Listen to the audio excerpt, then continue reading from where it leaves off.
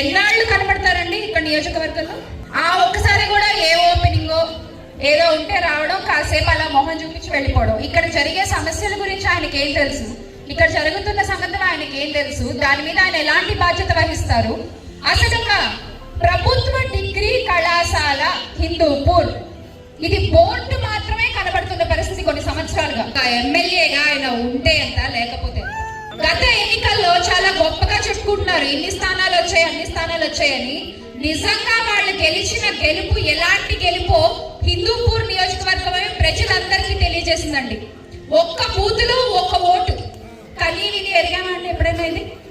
దీన్ని బట్టి అర్థమవుతోంది వాళ్ళు గెలిచిన గెలుపు ఎలాంటి గెలుపో.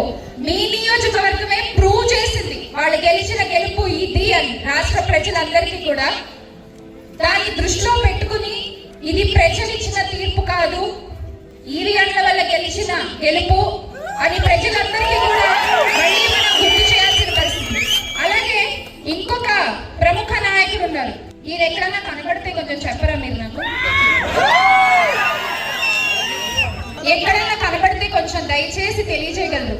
కనబడుట లేదు, రాష్ట్రంలో జరిగేవి ఈయనకి కనబడట్లేదు, ఆయన